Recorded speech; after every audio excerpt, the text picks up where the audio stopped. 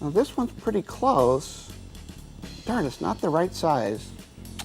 You know, when you're doing a project with an antique flavor, it's not always easy to find just the right vintage kind of object to go with it. I guess I'm just gonna have to make it myself. Why don't you come back and I'll show you how to do that.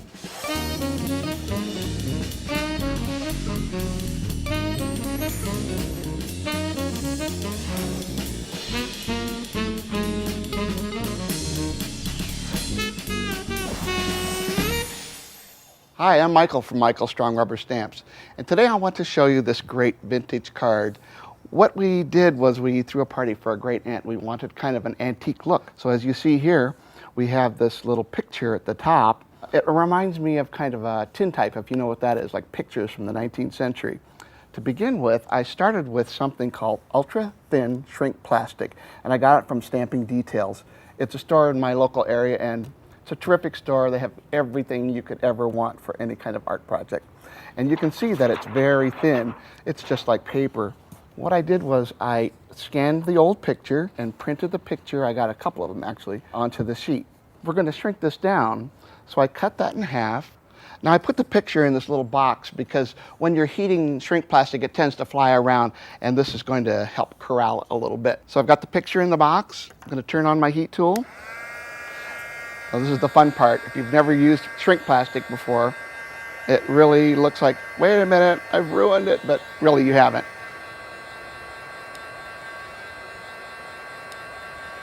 It's kind of fun, really. All right, so that's basically what I want. It takes a couple of seconds for it to cool, so don't pick it up with your fingers right away. So there it is, and it's got kind of well, you know, a curvy look to it, which I like, because it adds to the vintage look. Now the thing about ultra thin shrink plastic is that you can cut it after it's shrunk, which is something you can't do with normal shrink plastic or the regular kind. As you see, it's very easy to cut. All right, we'll just cut that up. And for the other little embellishment I'm using for the card, I'm using my leftovers. As you see here, there's some nice little pieces of shrink plastic. And what I did was I used some metallic markers to add a little bit of color. And what I'm going to do is use a punch to punch out some flowers. And see how that looks? It's really cool, easy to do. And I'll do about 3 of them to add to the card. There's the third one. Now once again, we're going to put it into the box because they really shrink up quick.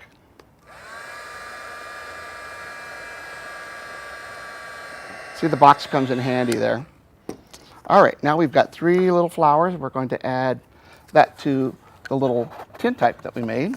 The next thing I want to do is show you how to do the decorative part that you see here, and this is that little border at the bottom. And what I'm using is a stamp from Judykins. It's called a Boleo stamp. This particular one is called the Klimt Boleo, and it's named for the artist Gustav Klimt, and these are some of his designs. So instead of traditionally what you would do is ink the stamp, I'm going to use bleach on here and use it on dark paper. It gives a really cool vintage effect. So I have a little bleach here, and I'm going to do it very carefully. You want to make sure that you do it carefully. All right, I'm just going to put the bleach right onto the rubber stamp. I'll put that away.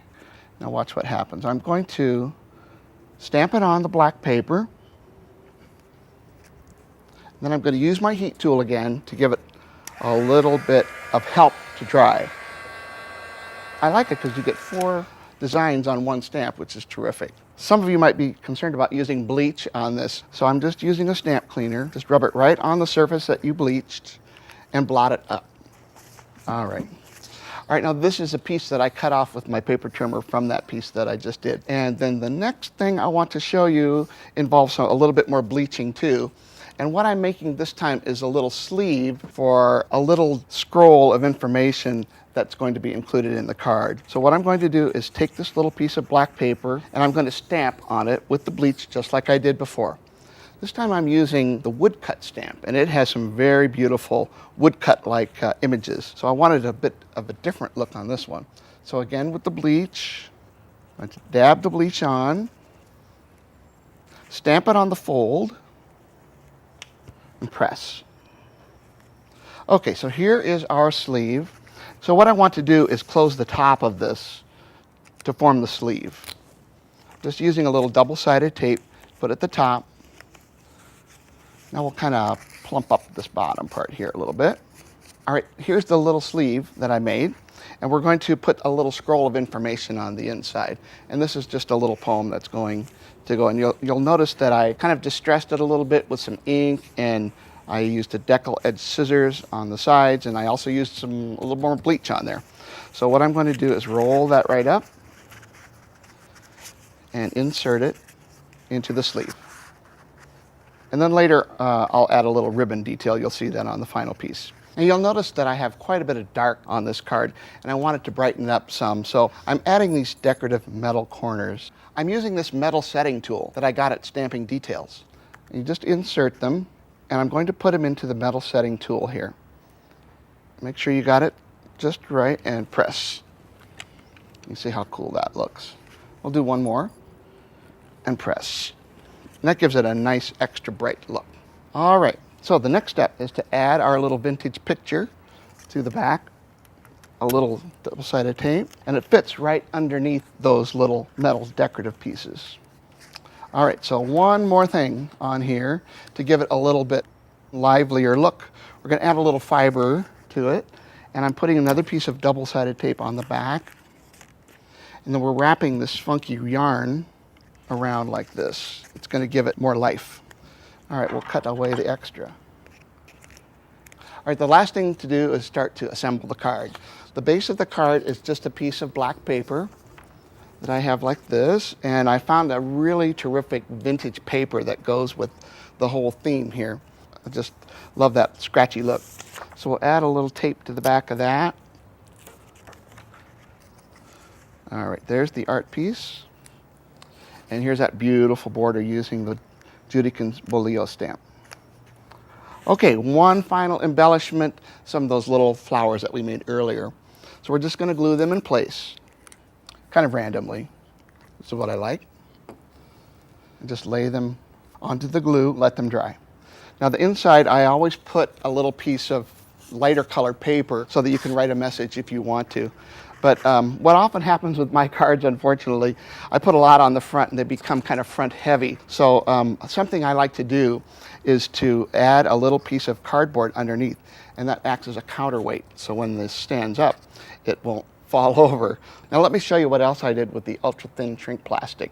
I made this scrapbook page using a vintage photo from my family. What I did was I made little icons down here of each of the sisters, and if you can tell, I put a little information under it.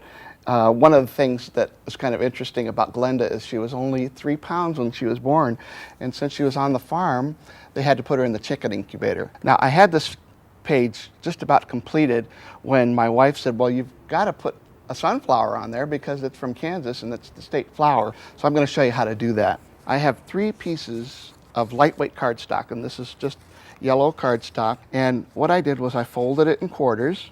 So I'm going to cut this into petals. Now if you're not into freehanding cutting like this, there's a template for you, and you can just